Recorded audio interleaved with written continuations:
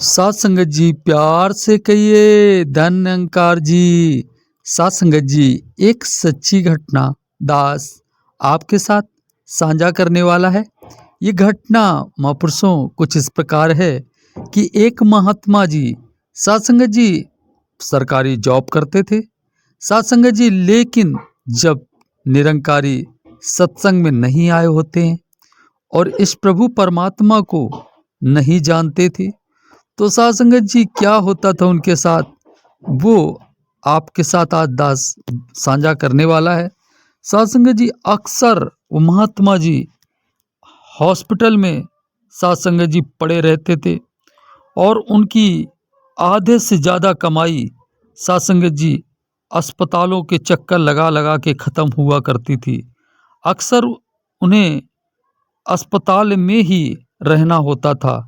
सात संगत जी आखिर ऐसा क्या महात्मा जी को हुआ था और उनको कौन सी ऐसी बीमारी लगी थी और फिर ऐसा कौन सा चमत्कार होता है उनके जीवन में कि सात संगत जी आज वो बहुत फिट होकर सात संगत जी निरंकारी मिशन के प्रचारक महात्मा बनकर सात संगत जी गुरु गद्दी में विराजमान होकर गुरु की सेवाओं में योगदान दे रहे हैं। ऐसे महात्मा जी की सच्ची घटना श्रवण करने के लिए दास विनती करना चाहेगा महापुरुषों कि आप जी कृपा करें, दास के वीडियो को अंत तक श्रवण करें और दास को अपने भरपूर आशीर्वाद देने की कृपा करें, तो दास पर आपकी बड़ी कृपा होगी। तो आइए सुनते हैं आज की ये सच्ची घटना। सात संगत जी घटना कुछ इस प्रकार है कि एक महात्मा जी थे जो सात संगत जी घर से निकाल दिए गए थे। सात संगत जी जैसे उनकी शादी होती है वो सात संगत जी घर से उनको निकाल दिया जाता है। कारण सात संगत जी क्या था वो दास और किसी वीडियो में बताएगा। अभी दास उनके जीवन में जो खुशियां आई उस पर दास प्रकाश डालने की कोशिश कर रहा है। तो सात संगत जी महात्मा जी कह रहे थे कि दास के पास कोई नौकरी नहीं थी, तो दास ने ऐसे ही इधर उधर काम करके पहले कुछ दिन गुजर बसर किया। फिर इसके बाद उन्होंने सात संगत जी एक सरकारी नौकरी के लिए अप्लाई किया और सात संगत जी उनको नौकरी मिल जाती है। सात संगत जी नौकरी मिलने के बाद सात संगत जी उनके घर में खुशियां आ जाती हैं।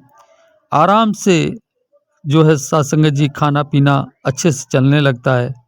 कुछ दिन बाद सात संगत जी उनके शरीर में बीमारियों ने घर कर लिया होता है। महापुरुषों अब महात्मा जी बता रहे थे कि जब दास के अंदर अनेकों बीमारियों ने घर कर लिया तो सात संगत जी वो महात्मा जी कह रहे थे कि दास 10 दिन अस्पताल में रहता तो 10 दिन घर में रहता तो 10 दिन जॉब में रहता। सात संगत जी ऐसे जीवन उनका चल रहा होता है। सात संगत जी बहुत ही परेशान हो गए थे। सात संगत जी कहने को तो नौकरी उनकी सरकारी थी, लेकिन सात संगत जी सैलरी उनके घर पे जब आती थी तो सात संगत जी जो बचता था वो सात संगत जी एक प्राइवेट नौकरी से भी कम उनके पास पैसे बचा करते थे। सारे पैसे बीमारी में ही खर्च हो जाया करते थे। महात्मा जी बहुत तकलीफ में होते हैं, बहुत परेशान होते हैं। सात संगत जी फिर एक दिन अचानक सात संगत जी एक कृपा सतगुरु बाबा जी की होती है। सात संगत जी उस समय सतगुरु बाबा हरदेव सिंह जी सात संगत जी गुरुगद्दी पे विराजमान थे और सात संगत जी एक महात्मा जी उनकी रिक्वेस्ट को सुनते हैं। जो वो महात्मा आज खुशहाल जीवन जी रहे हैं, उससे पहले सात संगत जी जो तकलीफ़ें उठा रहे थे उन तकलीफ़ों को सात संगत जी उनके पड़ोस में एक महात्मा जी रहते थे उनसे उन्होंने साझा की। महात्मा जी को उन पर तरस आया और सात संगत जी उन महात्मा जी को ले जाकर सात संगत जी निरंकारी सत्संग में बिठाया। सत्संग में महात्मा जी जाने के बाद वहाँ पर सत्संग का आनंद लेते हैं और सात संगत जी ब्रह्म ज्ञान लेते हैं। सात संगत जी महात्मा जी कह रहे थे कि साध संगत जी जब ज्ञान लिया, इस परमात्मा को देखा, तो साध संगत जी देखने तक दास को खुशी रही कि चलो हम परमात्मा को जान गए हैं। अब बात थी कि इस निरंकार प्रभु परमात्मा से हम काम कैसे लें। तो साध संगत जी महात्मा जी ने उनको एक तरीका भी बताया था। बुदास अभी बता रहा है साध संगत जी कि आपने कैसे इस प्रभु परमात्मा से काम लेना है। साध संगत जी महात्मा जी ने कहा कि आप घर पे जाएं और कमरा बंद करके आराम से एकांत में बैठ जाएं और अवतार वाणी को पढ़ें और सुमिरन करें और इस निरंकार प्रभु परमात्मा से बातें करें, अपनी बात कहें, जो भी आपको तकलीफ है इस प्रभु परमात्मा से करें बात, इससे कहें।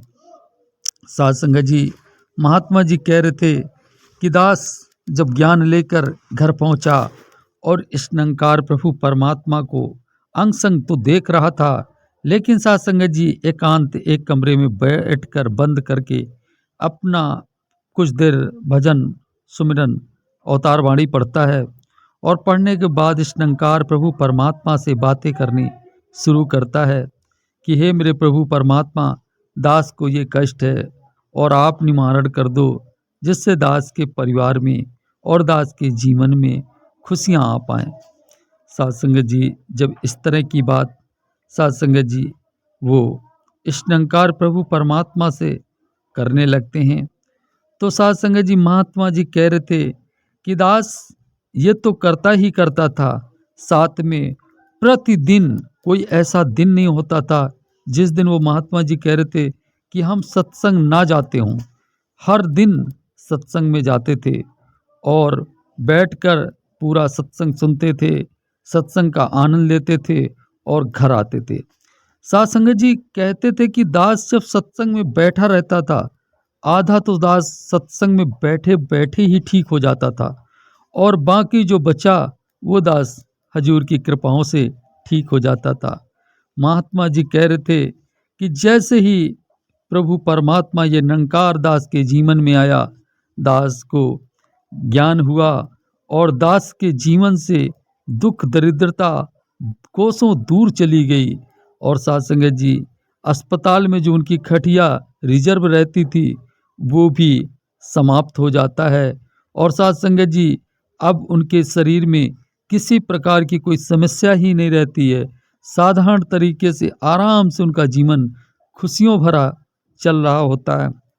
कोई कष्ट कोई तकलीफ उनके जीवन में नहीं रह जाती है।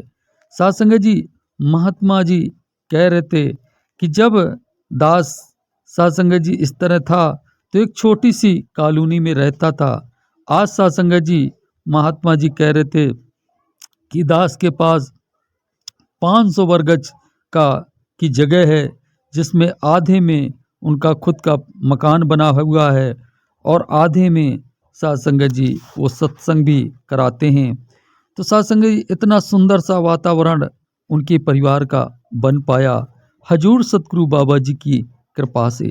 ये निरंकार प्रभु परमात्मा जिस पर मेहर करता है उसके वारे न्यारे कर देता है।